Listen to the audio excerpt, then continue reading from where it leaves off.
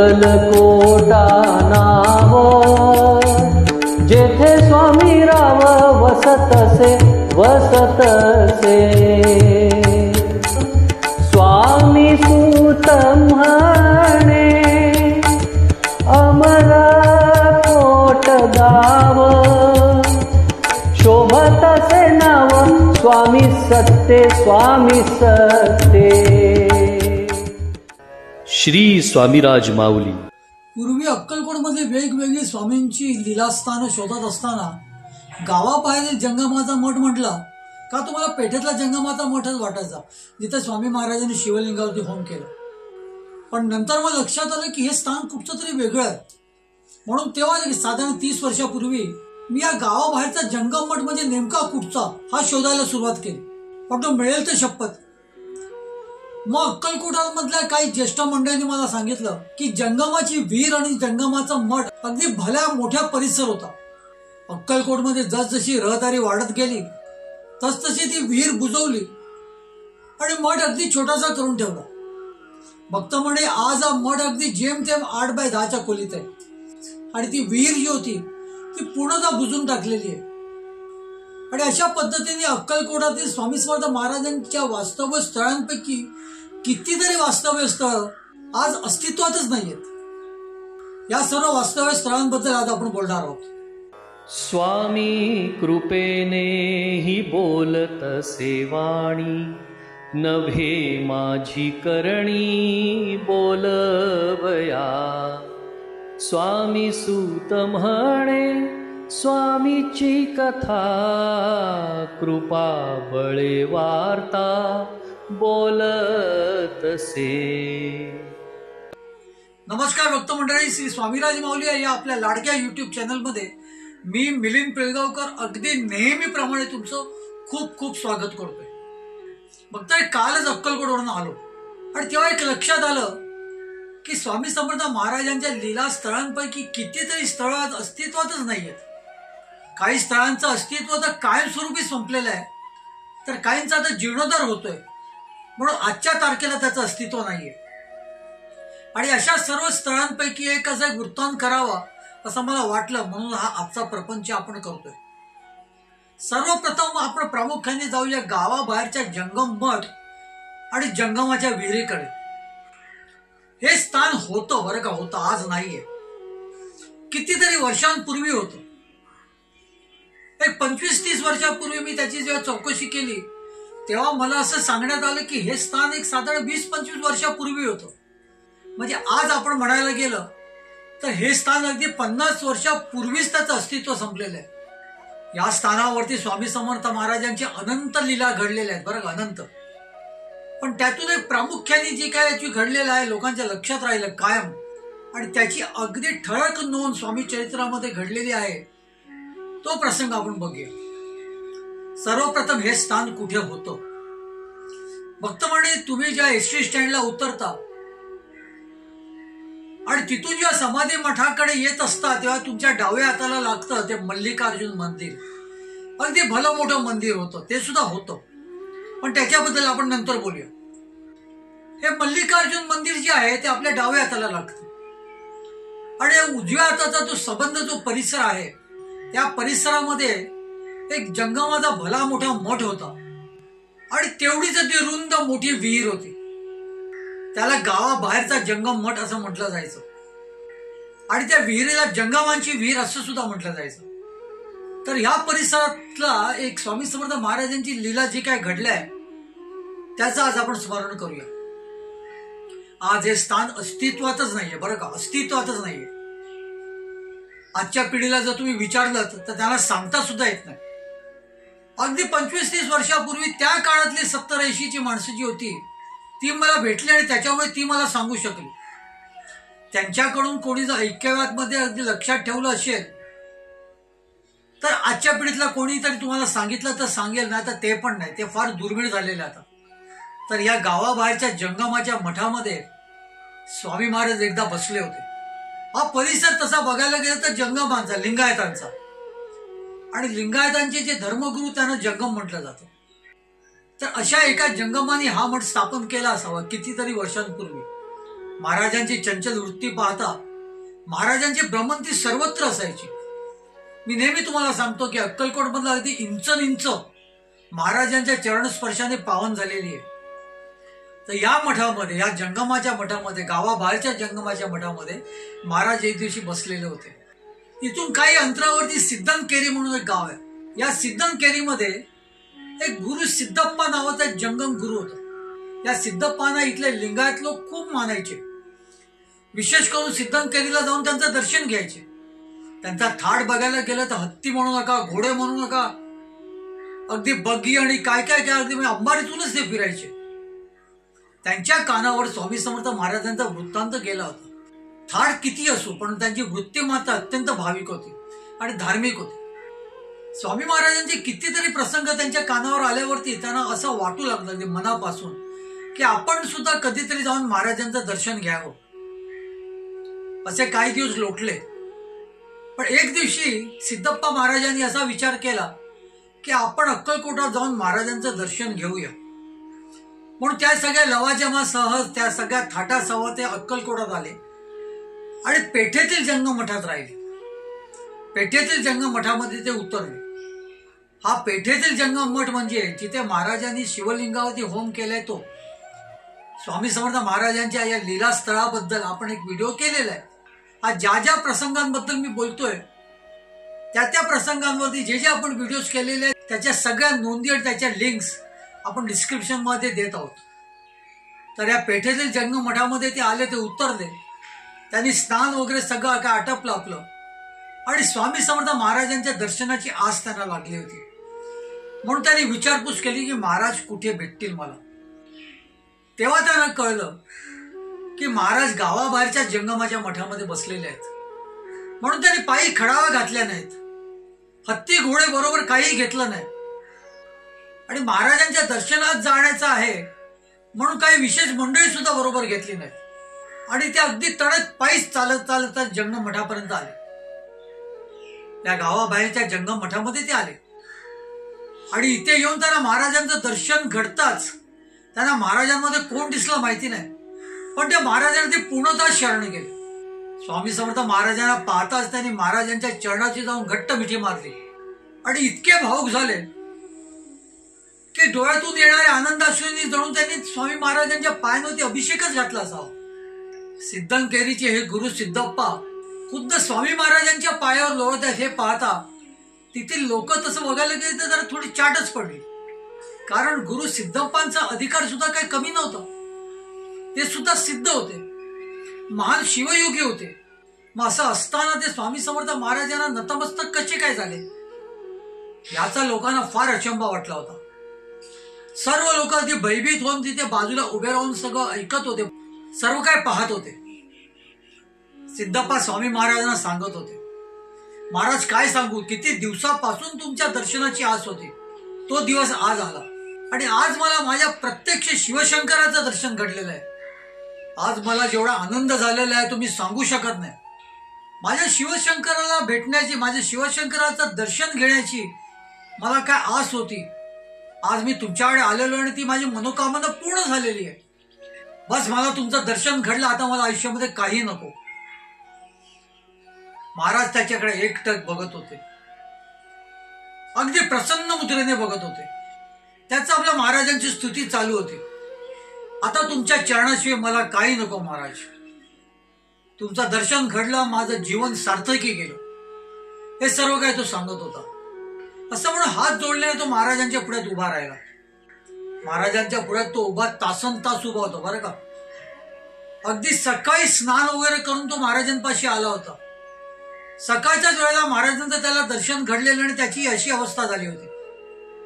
तो महाराजांच्या पुढ्यात हात जोडून अगदी संध्याकाळपर्यंत उभा होता.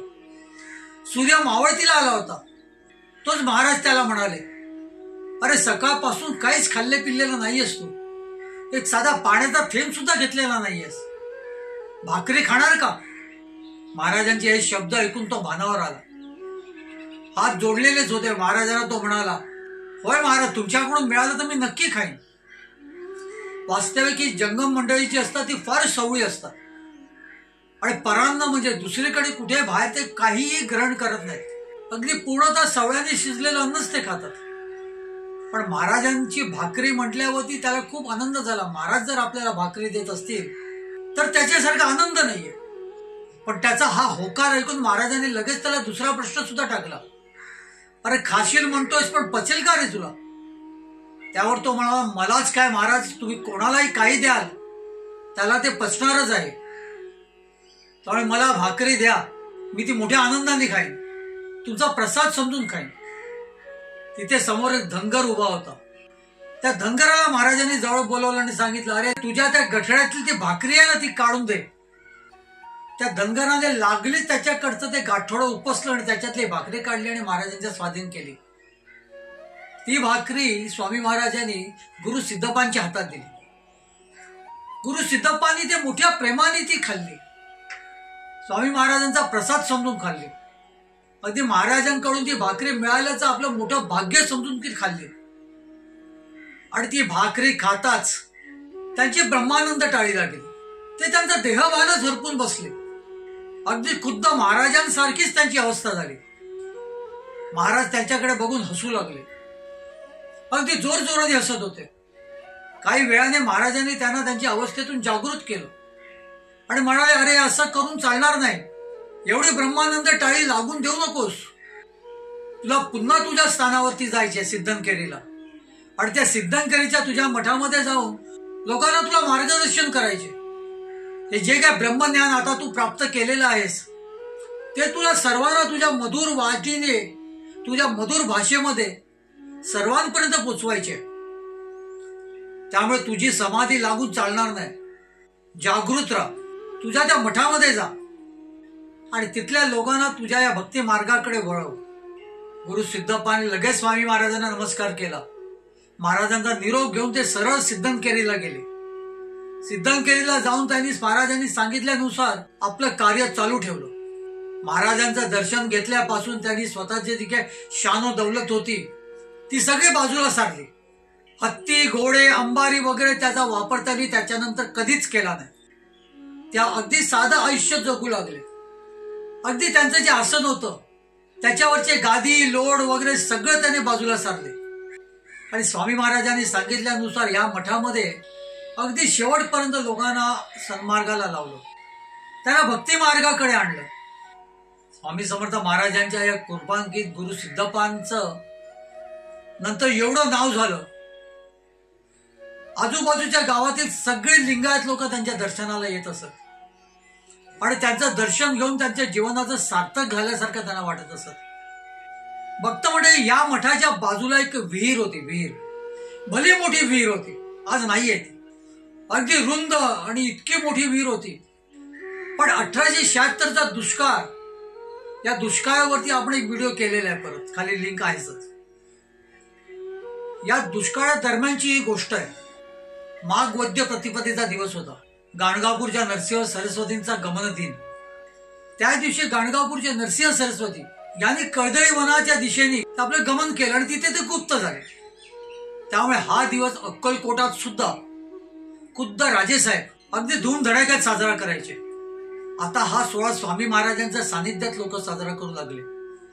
खुद्द राजेसाहेब सुद्धा तेव्हा तिथे येत असत. स्वामी महाराज चोळप्पांच्या घरामध्ये बसले होते.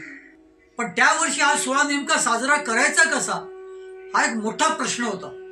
आता करायचं काय? गावामध्ये पाण्याचा एकही थेंब नाहीये. तेवढ्यात कोणीतरी सांगितलं, तिथे गावाबाहेरच्या जंगमाच्या विहिरीवरती थोडंसं पाणी आहे. कारण गावातली काही मंडळी त्या विहिरीमध्ये खाली खोल उतरून तिथून नरोट्याने पाणी भरत असत. पण तेवढं पाणी आपल्या सोहळ्याला पुरेल का, असं सगळी चर्चा चालली होती. महाराज म्हणाले, अरे तो दिवस तर येऊ दे, तेव्हा पण बघू कसं काय साजरं करायचं ते. आता काय जास्ती बोलायचं नाही. आणि तो दिवस अगदी उजाडला. माघ वद्य प्रतिपदेच्या दिवशी आता नरसिंह सरस्वतींचा गमन दिन आपण साजरा करायचा. आजूबाजूच्या गावातून अगदी हजारो मंडळी तिथे येत असत आणि दुष्काळाची सुद्धा वेळ होती. त्यामुळे नेहमीच्या पेक्षाही जास्ती लोक जमली आणि महाराजांचा काही कुठेच पत्ता नाही. सर्वजण महाराजांना शोधू लागले, महाराज कुठे आहेत? तर कोणीतरी त्याला सांगितलं, त्या गावाबाहेरच्या जंगमाच्या विहिरीकडे महाराज खेळतायत. महाराज आपल्या लहान लहान मुलांना एकत्र घेऊन तिथे विटी दांडू खेळत होते. सर्व मंडळी धावत धावत महाराजांकडे आले आणि महाराजांना म्हणाले, महाराज खेळतायत काय? आज माघ वद्य प्रतिपदा नाही का? नरसिंह सरस्वती महाराजांचा आज गमन दिन आहे. हजारो माणसं जमलेली आहेत आपल्याकडे तिथे, पण त्यांचं जेवण करण्यासाठी पाण्याचा थेंब नाही. आता आपण करायचं काय? त्या दिवशी ती विहीर एवढी आटलेली उन्हाने का नरोड्याने पाणी भरण्या इतपत सुद्धा पाणी आतमध्ये नव्हतं आणि लोकांच्या तोंडचंच पाणी पळालेलं.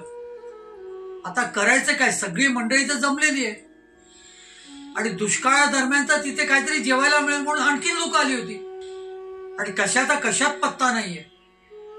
आता जेवण शिजणार कसं आणि लोकांना देणार कसं? श्री नरसिंह सरस्वतींचा गमन दिनाचा आपल्याकडे महाप्रसाद होतो म्हणून काही लोकांनी त्यांचं उरले सुरलेलं धान्य जे काय आहे ते आणून तिथे ठेवलेलं, पण शिजवायचं कशामध्ये? पाण्याशिवाय शिजणार कसं? महाराजांच्याकडे सर्व मंडळी, महाराज काय लक्ष देत नव्हते. शेवटी काही मंडळी महाराजांच्या अगदी जवळ उभी राहून महाराजांना सांगू लागली. अगदी जीव कंटाळी आलेला, काही कळत नाही काय करायचं ते. तिथे माणसांची गर्दी वाढत चाललेली आहे आणि फक्त पाण्यासाठी आपण जेवण शिजवू शकत नाहीये. बाकी सगळी सोय झालेली आहे, पाणी नाहीये. महाराजांना कसं बसे शांत उभं करून हे सगळं गारणं घातल्यावरती महाराज जोर जोरात हसू लागले आणि त्यांना म्हणाले, अरे पाणीच ना, देतो की तुम्हाला, पाहिजे तेवढं अन्न शिजवा. महाराज देतो म्हणाले का देणार, पण आता महाराज काय करताय की जणू करून आपल्याला पाणी मिळेल. सर्व लोक मोठ्या आशेने त्यांच्याकडे पाहत होते. महाराजच्या आजच्या हातामध्ये तो दांडका होता, विठी दांडू खेळायचा दांडका. तो महाराजांनी खाली एका जमिनीमध्ये असा रोवला आणि तिथली माती उपसू लागली. तिथे एक छोटासा खड्डा केला आणि त्या खड्ड्यामध्ये ते लघुशंका करू लागले. लोक आवाक होऊन पाहत होते, अगदी आवाक होऊन, कारण त्याला काही कळतच नव्हतं. आपण मागतोय पाणी आणि महाराज हे काय करतायत. पण जसा तो खड्डा लघुशंकेने भरला तस त्या बाजूच्या विहिरीमध्ये पाणी पाजरू लागलं. एवढं पाणी पाजरलं की बघतात क्षणी त्या विहिरीमध्ये भरपूर पाणी जमलं. त्या दिवशी तो उत्सव साजरा करण्यासाठी ज्या पाण्याची जी चणचण भाजत होती ती चिंता या सर्व लोकांची मिटूनच गेली. लोकांनी लागलीच त्या विहिरीतून त्या स्वच्छ आणि निर्मळ पाणी उपसलं, अगदी भरपूर उपसलं. त्यात लोकांनी आंघोळी सुद्धा केल्या आणि अगदी सगळ्यांनी स्वच्छ होऊन जेवण शिजवलं आणि हजारो लोक त्या दिवशी जेवून गेले. अगदी धूमधडाक्यामध्ये ह्या नरसिंह सरस्वतींचा गमन दिन त्या दिवशी साजरा झाला. भक्तगण, या स्थानावरती स्वामी समर्थ महाराजांच्या खूप लीला घडलेल्या आहेत. त्याची सर्वांची नोंद नाहीये, कारण पुढे जाऊन हे स्थानच अस्तित्वात राहिलं नाही. आजच्या तारखेला या स्थानाचं जे आपण स्मरण करतोय तर किमान 50 ते 60 वर्षापूर्वी हे स्थान मिटवलं गेलेलं आहे. त्याचं अस्तित्वच राहिलेलं नाहीये, कारण ती विहीर एवढी मोठी होती, तो मठाचा परिसर एवढा मोठा होता की जसजसं अक्कलकोटचं वैभव वाढू लागलं, जसजसं या अक्कलकोट गावातला व्यापार वाढू लागला, तसतसं त्या विहिरीचा आणि त्या मठाची अडचण होऊ लागली. आणि असं करता करता ती विहीर बुजवली आणि तो मठ सुद्धा अगदी छोटासा नंतर मग तिथे झाला. आज मठ तो अगदी 10 खोलीत असले तर असेल, नाहीतर त्याच्याही पेक्षा कमी खोली आहे ती. आणि त्याच्यामध्ये एक शिवलिंग ठेवलेला आहे, जो मठ कोणाला माहिती सुद्धा नाहीये. भक्त मंडळी, स्वामी समर्थ महाराजांची लीला घडलेलं हे स्थान आज अस्तित्वातच नाहीये. तशी अनेक आणखीन सुद्धा काही स्थानं आहेत जी आज अस्तित्वात नाही आहेत आणि त्याचं आपण स्मरण करणार आहोत. त्या सर्व स्थानांचं आपण स्मरण करणार आहोत. भक्त मंडळी, अगदी काहीशी अशीच अवस्था त्या थोरल्या वेशीची सुद्धा झाली. अक्कलकोटला एक थोरली वेश होती आणि एक धाकटी वेश होती. या दोन्ही वेशीवया ज्या आहेत इथे महाराजांच्या लीला घडलेल्या आहेत. सर्वप्रथम आपण जाऊया थोरल्या वेशीकडे. स्वामी समर्थ महाराजांच्या समाधी मठाकडून आपण जेव्हा वटवृक्ष स्थानाकडे जात असतो तेव्हा काही अंतरावरती आपल्याला उजव्या हाताकडे एक पोलीस स्टेशन दिसतो. अगदी दगडी बांधकाम आहे. इथे ही थोरली वेस होती. या थोरल्या वेशीत सुद्धा महाराजांच्या काही लीला आहेत. आपण त्याच्यावरती सुद्धा एक एपिसोड केलेला आहे. महाराज अक्कलकोटात नवीनच आले होते आणि या वेशीमध्ये काही दिवस अगदी उपाशी तापाशी बसले होते. या वेशीमधला तो अहमद अली रिसाईलदार आणि त्याचा तो मित्र रंगारी यांनी ती रिकामी चिलीम देऊन महाराजांची केलेली ती मस्करी आणि त्या रिकाम्या चिलमीतून स्वामी महाराजांनी काढलेला तो विस्त आणि तो धूर आणि त्याच्यानंतर त्या अहमद अली रिसाईलदार महाराजांनी सांगितलं की त्या समोर ते चोळप्पांचं घर दिसतंय ना, तो माझा सवंगडी आहे. हा सर्व प्रसंग जो घडलेला आहे या वेशीतच घडलेला आहे. पण आज ही वेश आहे कुठे? आज ही वेश सुद्धा अस्तित्वात नाहीये बरं का. स्वामी समर्थ महाराजांचं हे लीलास्थळ आज अस्तित्वामध्ये नाहीये, कारण ते सुद्धा फार पूर्वी जमीनदोस्त झालेलं आहे. भक्तगणे 1977 साली मोठ्या मोठ्या व्यापारासाठी ज्या काही गाड्या यायच्या, टेम्पो यायचे, ट्रक यायचे सामान घेऊन, त्यांना अडचण व्हायची. त्यांना त्या बाजूच्या अगदी छोट्याशा मार्गाने जावं लागायचं आणि त्यामुळे 1977 साली इथल्या नगर परिषदेने ही वेश पाडून टाकली. आता थोरल्या वेशीबद्दल आपण बोललो तर त्याला थोरली वेश का म्हटलं जायचं? कारण अक्कलकोटला आणखीन एक वेश होती, त्याला म्हटलं जायचं धाकटी वेश. ती त्याच्यापेक्षा थोडीशी लहान होती. आता या वेशीमधला एक तुम्हाला प्रसंग सांगतो. या वेशीवरती पण आजपर्यंत आपण बोललेलो नाही आहोत, कारण ह्या वेशीचा एक छायाचित्र मी शोधतोय. ते आज मितीपर्यंत मला मिळालेलं नाहीये. अक्कलकोटची ही धाकटी वेश म्हटली जाते त्याला. ही वेश मुरलीधर मंदिर जी आहे त्या मुरलीधर मंदिराच्या अगदी बाहेर लागून होती. ही वेश मात्र ज्या ज्या लोकांनी बघितलेली आहे ती लोक सांगतात की ती वेश ती मोडकळीदार आली होती. त्याची ती कमान जी आहे वरची ती पार तुटलेली.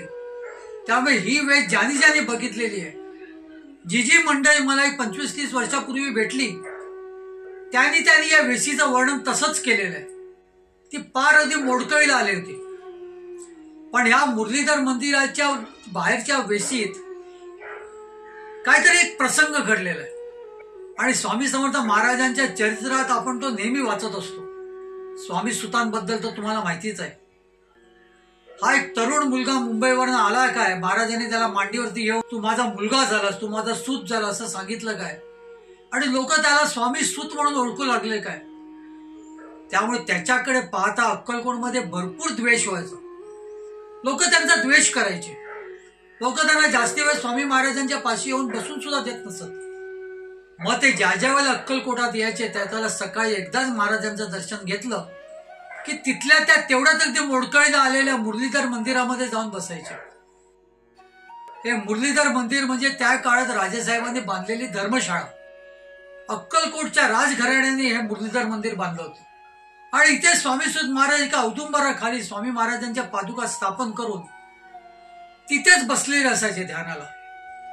सकाळी महाराजांचं दर्शन घेतलं की ते या मुरलीधराच्या मंदिरामध्ये येऊन त्या औदुंबराच्या झाडाखाली स्वामी महाराजांच्या पादुका त्यांनी स्थापन केल्या होत्या आणि तिथे ते ध्यानस्थ बसायचे.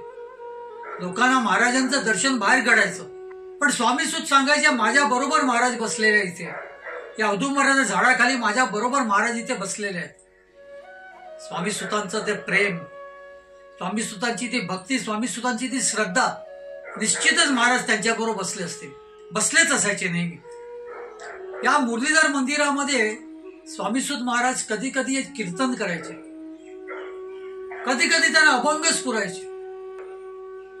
त्यांच्यावरती कितीही द्वेष जरी केला तरी त्यांना स्फुरलेले जे अभंग असायचे ते ज्याला कीर्तनाला उभे राहायचे ते कीर्तन ऐकायला तिथले हजारो लोक तिथे जमायची.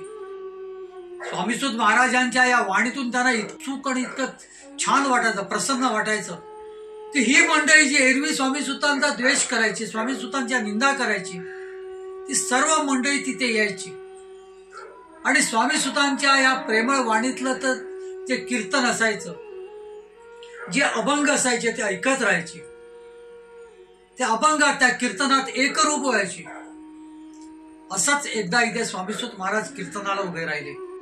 बाहेर लोकांना समजलं की स्वामीसुत महाराज कीर्तनाला उभे राहिलेले आहेत. तर सर्व लोक तिथे इतकी जमली की पाहता पाहता हा परिसर अगदी गर्दीने तुडुंब भरला. त्या मोडकळीला आलेल्या मुरलीधर मंदिरामध्ये स्वामीसुत महाराजांनी कीर्तन केलं. सगळी लोक अगदी तल्लीन होऊन अगदी डुलत होती. काही वेळाने कीर्तन संपलं. तशी ही सर्व मंडळी बाहेर आली, त्या वेशीपाशी येऊन उभी राहिली. तोच आतमध्ये एक भला मोठा आवाज आला. ती मोडकळीला आलेली मुरलीधर मंदिराची धर्मशाळा, त्याचा काही भाग कोसळलेला. म्हणजे थोडक्यात काय, तर स्वामीसुत महाराजांचं कीर्तन होत असताना काहीच घडलं नाही. स्वामीसुत महाराजांनी त्यावेळेस सांगितलेलं आहे, एका अभंगातून सांगितलेलं आहे. स्वामीसुत महाराज स्वामींना म्हणतायत की धर्मशाळा 2 तास वर धरूनही राहिला असं. वेशी बाहेर गेला मेळा, वरून ढीग कोसळला. ते महाराजांना असं म्हणतायत. यावरचा हा स्वामीसुतांचा अभंग आधी ऐका. सिणलासी माझ्या बारे, भजन करावया पुरे. एका धर्मशाळे माझी, मात केली ती सहजी. पेठेतील लोक बहुत, तेव्हा होते भजनात. धर्मशाळा कोसळली, त्वामासी सांभाळिली. धर्मशाळा 2 तास वर धरुनी राहिलास. वेशी बाहेर गेला मेळा, वरुनी ढीग कोसळला. स्वामी राया भजन बारे, ऐशारी ती केले पुरे. पाहुनी लीलाही अघटित, लोक हो झाले चकित. स्वामी सूत म्हणे मात, स्वामींनी केली ही जगात. स्वामींनी केली ही जगात, स्वामींनी केली ही जगात. आता भक्त म्हणजे तुमच्या लक्षात आलंच असेल की स्वामीसुतांचं तिथे कीर्तन चालत असताना खुद्द स्वामी महाराजांनी हा धर्मशाळेचा कोसळणारा भाग धरला होता. 2 तास ती धर्मशाळेचा तो भाग कोसळून दिला नाही. हे ते मुरलीधर मंदिर आहे.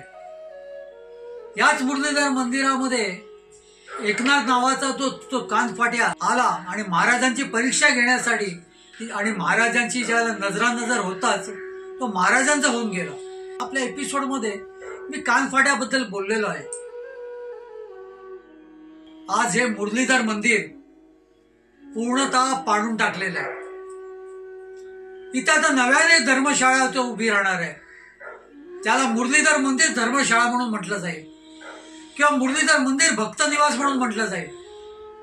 आज गेले 6 महिन्यापासून ते मुरलीधर मंदिर आणि ती धर्मशाळा पाडून टाकलेली आहे. त्याचं आता नव्याने बांधकाम होणार आहे.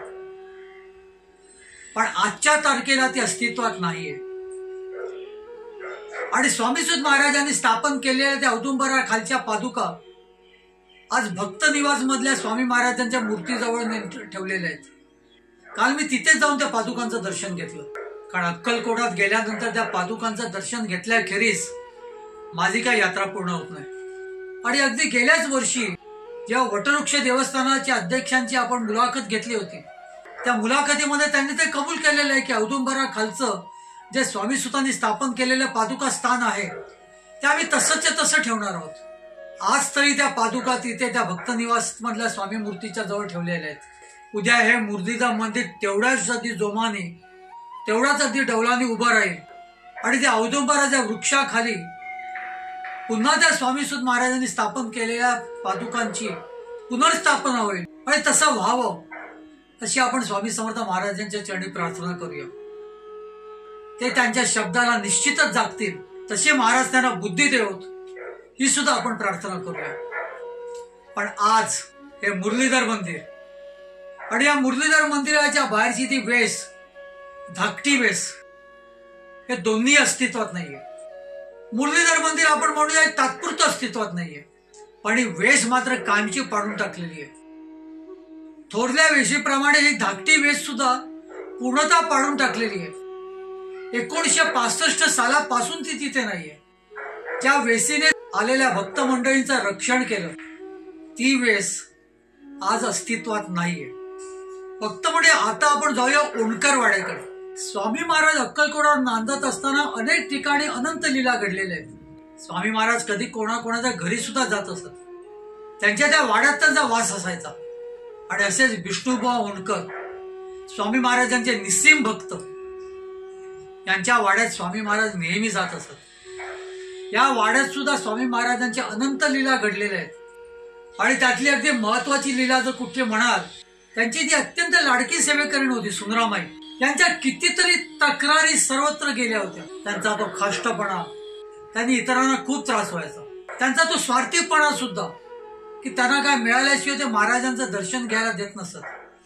एवढंच नाही तर त्या महाराजांच्या सेवेकऱ्यांना सुद्धा सत्वत, त्यांना सुद्धा महाराजांच्या जवळ येऊन देत नसत. या सुंदराबाईंना स्वामी महाराजांनी आपल्या सेवेतून काढून टाकलं, त्यांना आपल्या सेवेतून लांब केलं. हा प्रसंग सुद्धा याच ओणकर वाड्यामध्ये घडलेला आहे.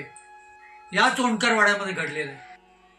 हा प्रसंग नेमका कसा घडलेला आहे आणि नेमका तिथे काय घडलेलं आहे हे जर तुम्हाला ऐकून घ्यायचं असेल तर त्यावरती सुद्धा आपण एक एपिसोड केलेला आहे. त्याची सुद्धा आपण खाली लिंक दिलेली आहे. तो एपिसोड सुद्धा बघा, म्हणजे या ओणकर वाड्याबद्दल तुम्हाला कल्पना येईल. भक्त म्हणजे हा ओणकर वाडा अक्कलकोटच्या अगदी मेन रोड वरती आहे. म्हणजे होता, आज तो अस्तित्वात नाहीये. स्वामी समर्थ महाराजांनी या विष्णुबुवा ओणकरांना आपल्या पाषाणी पादुका दिल्या होत्या. त्या पादुका महाराज जिथे बसत येऊन तिथे त्यांनी त्या स्थापन केलेल्या आहेत. स्वामी समर्थ महाराजांनी देह ठेवलं. त्यानंतर काही काळातच विष्णुबुवांनी सुद्धा देह ठेवलं. नंतर विष्णुबुवांचे जे कोण वंशज होते पुढे जाऊन हा वाडा मस्कर कुटुंबियांना विकला. या मस्कर कुटुंबाने 1920 साली तो वाडा परिचारकांना विकला. आणि आता अगदी 2022-23 साली हा वाडा त्या परिचारकाने एका मारवाड्याला विकलेला आहे. आणि मारवाड्याने हा वाडा पूर्णतः पाडलेला आहे. त्याला नव्याने त्याचं घर तिथे बांधायचे. तो हा वाडा घेऊन हा तो वाडा पाडणार आहे हे जेव्हा आम्हाला कळलं तेव्हा मी त्याला जाऊन भेटलो आणि त्याला म्हणालो, अरे बाबा रे, तिथे स्वामी महाराजांच्या पादुका आहेत, त्याचं काय? त्यावर त्याने सुद्धा मला एक आश्वासन दिलेलं आहे, आपल्या समस्त स्वामी भक्तांना आश्वासन दिलेलं आहे की हा जो वाडा जरी मी पाडला, तो जरी मी नव्याने बांधणार असलो तरी त्या महाराजांच्या पादुकांना मी हात लावणार नाहीये. तिथे उलट व्यवस्थित छानसं छोटंसं मला जमेल तसं सुंदर एक देऊळ करणार आहे. तिथल्या त्या पादुका मी हलवणारच नाहीये. आणि आज हा वाडा जरी पाडला असेल तरी ते स्थान, ते तेवढं जे स्थान आहे ते त्यांनी तसंच्या तसं ठेवलेलं आहे. आज या वास्तूवरती तो वाडा नाहीये, हा वाडा अस्तित्वात नाहीये. स्वामी समर्थ महाराजांचं अस्तित्वात नसलेलं हे सुद्धा एक स्थान आहे. भक्त म्हणजे हा वाडा होईल तेव्हा होईल, ते पाडलेलं मुरलीधर मंदिर होईल तेव्हा होईल. आज ते अस्तित्वात नाहीये. आज मितीला ते अस्तित्व नाहीये त्याचं. आणि त्या वास्तूकडे बघितल्यावर ते खूप वाईट वाटतं. तसंच भक्त मंडळी, आपण जेव्हा एसटी स्टँडला उतरून जेव्हा आपण समाधी मठाकडे येत असताना तुम्हाला काही वेळांपूर्वी सांगितलं, मल्लिकार्जुनाचं एक मंदिर होतं तिथे.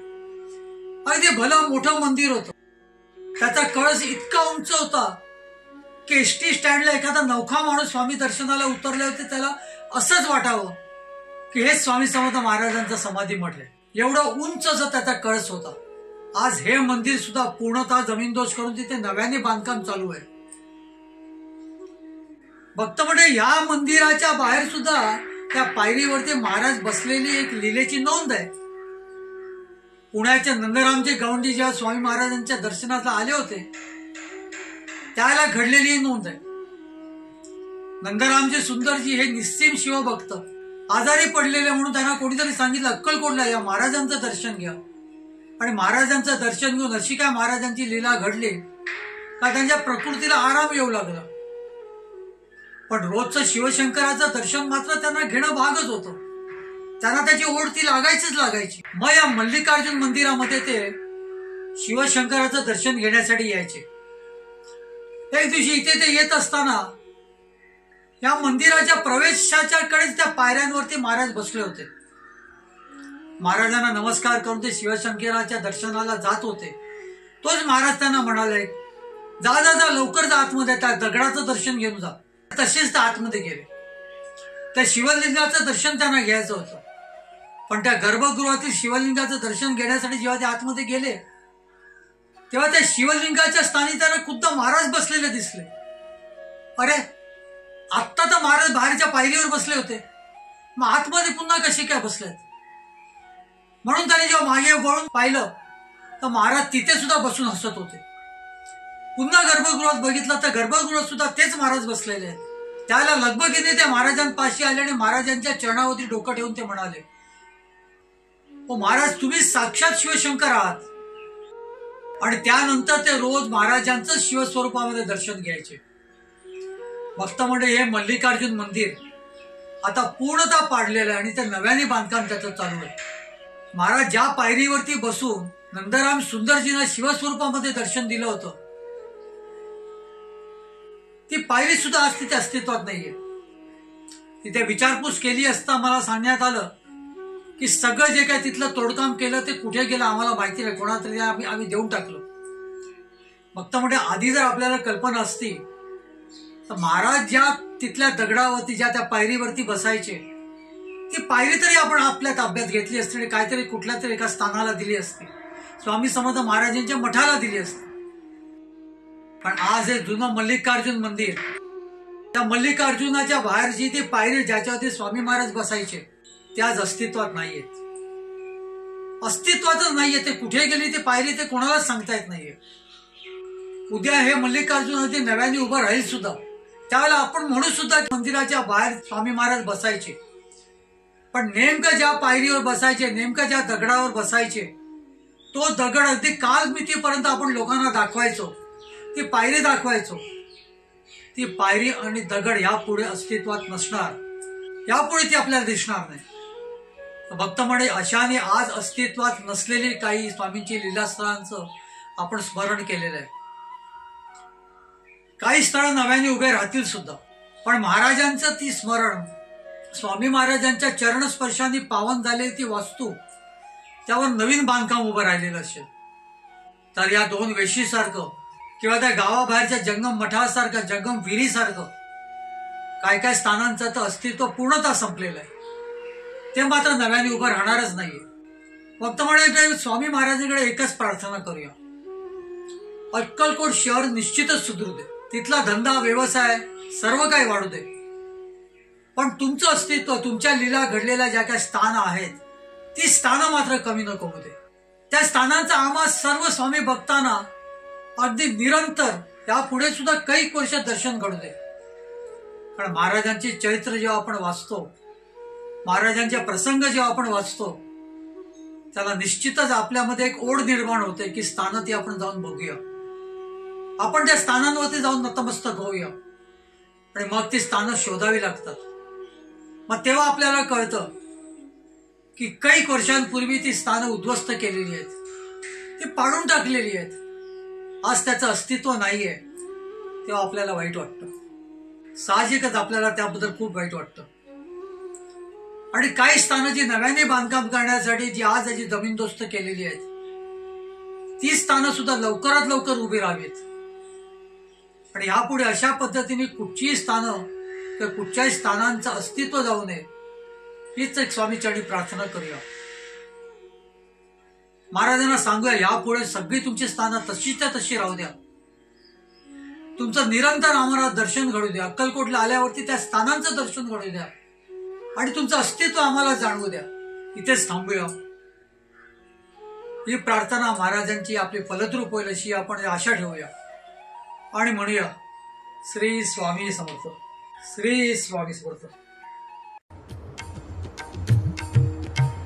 स्वामी देई हेची दान, नित्य चरणाचे दर्शन, चरणाचे दर्शन नित्य चरणाचे दर्शन मज नको धन दारा तुझ्या चरणी द्यावा थारा चरणी द्यावा थारा तुझ्या चरणी द्यावा थारा मज ठेवावे भिकारी सुखे करीन चाकरी सुखे करीन चाकरी तुझे नाम माझी जोड मुखी राहो तेची गोड राहो तेची गोड मुखी राहो तेची गोड स्वामी देई हेची दान नित्य चरणाचे दर्शन चरणाचे दर्शन नित्य चरणाचे दर्शन तुझ्या चरणी माझा माथा ऐसे करी